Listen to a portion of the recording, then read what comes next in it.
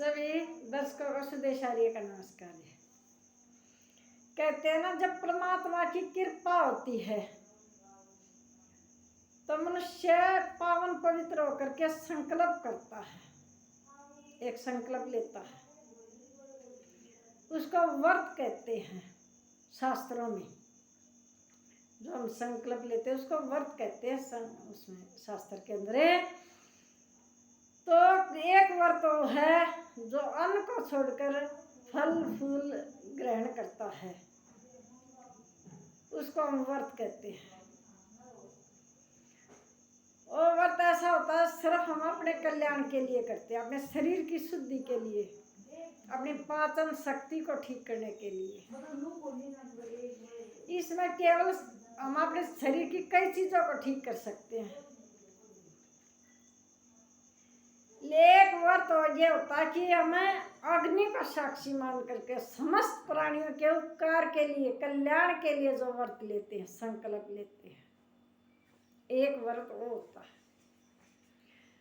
तो जो हम अन्न छोड़कर फल फूल ग्रहण करा, हाँ ये अच्छी बात है, इससे हमारा शरीर ठीक रहा है, लेकिन ये हमें आगे नहीं ले जा सकता। हमारी आत्मा से कोई लेना देना नहीं है इसका।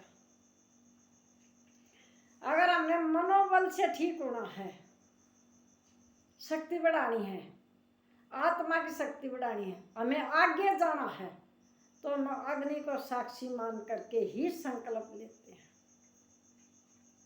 समस्त प्राणियों के कल्याण के लिए।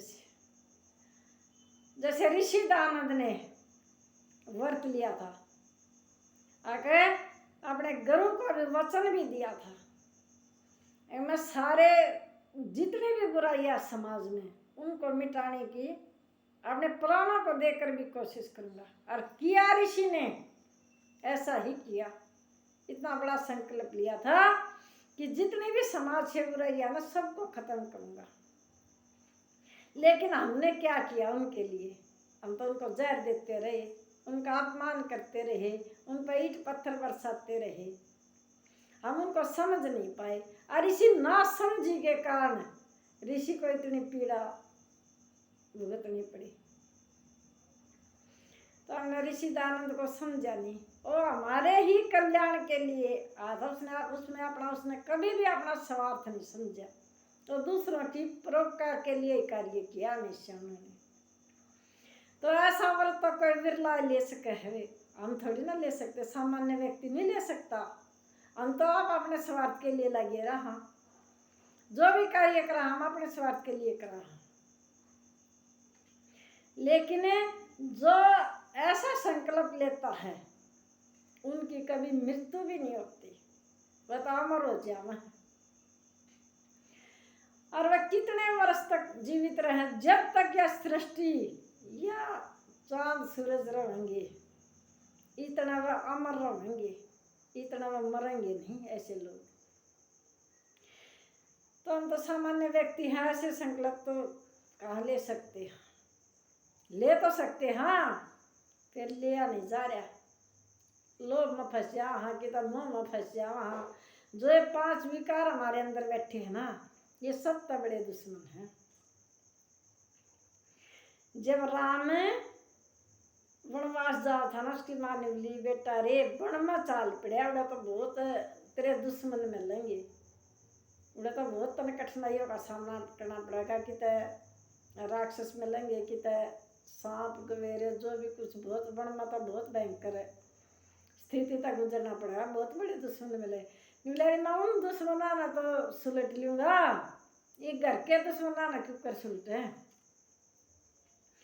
घर का मतलब उसने नहीं कहा था कि उसने अपनी दे उस पर के कई पे भी कोई गिला शिकवा नहीं था, के कई के बारे में भी उसका, राम का। लेकिन उस जो हमारे अंदर बैठे ना विकार, के कई माँ का मोह तो उत्पन्न कर दिया उसने, बका शका करने अंदर के विचार, अंदर के ये जो दुश्मन बैठे ना 5 विकार हमारे अंदर, ये जब तक नहीं मरेंगे ना, इतना हमारा कल्याण नहीं हो सकता। देखो, हम अपने स्वार्थ के लिए तो कार्य करते, लेकिन दूसरे के लिए बहुत ही कम विरले लोग हैं जो दूसरों की भलाई काम करें तो वह आगे बढ़ते हैं, उनकी आत्मा उनको आगे ले जाते। अग्नि, अग्नि देखो परमात्मा को भी कहा गया है, अग्नि माँ को भी कहा गया है, और अग्नि आचार्य को भी कहा गया है, जो हमें आगे लेकर। देखो हमें दीपक में जलाते हैं ना, तो उसकी लौ भी किस तरफ जाती है, ऊपर की तरफ। और यज्ञ में भी जब हम अग्नि स्थापित करते हैं तो वह भी ऊपर की तरफ जाती है। तो हम देखो आगे बढ़ना है, ऊपर जाना है, तो पहले अपने आप को शुद्ध करो। अपने आप को ही, अपने आप से ज्यादा कोई नहीं जानता। जब हमने संकल्प लेकर अपनी बुराइयों को खत्म करना शुरू कर दिया ना, तो अपने आप अच्छे गुण देख। जब तक हमने सस्पेंस नहीं बनाया, अपने अंदर जगह नहीं बनाई अच्छे विचारों के लिए, इतना बुरे विचार नहीं बाहर निकाले। अच्छे विचार जब भी तो कहते हैं डट नहीं पाते, वह क्यों नहीं डट पाते कि हम इन बुरे विचारों को निकालते नहीं, इस द्वेष को बाहर काटते नहीं, क्रोध को बाहर निकालते नहीं, मोह को भी नहीं छोड़ रहे। तो हम अच्छे विचार जब रहेंगे हमारे अंदर, जब हम इनको खत्म कर देंगे। तो देखो कहते हैं ना कि हो तो है जिस प्रकार बांदरी है, बंदरिया कहते हैं ना बच्चे को, बिल्कुल चाहे कितने मुसीबत, आपने इतना प्यार करती है कि अपनी छाती का चिपकाई रहे उसने, मरे मरे ने बिल्ली हंडी जाओ हवा। तो हम इसी तरह जकड़े हुए हैं इस माँ के अंदर। लेकिन जब उस पर मुसीबत आओ है ना, कहते ना राजस्थान में, रेगिस्तान में जो चल रहा नंगे पैर रेत के अंदर, तो उनके पैर जलन लाग जाए ना, तो उनका मरे हुए बच्चे ने नीचे गिर कर ना, और जब उसके ऊपर बैठ जाए,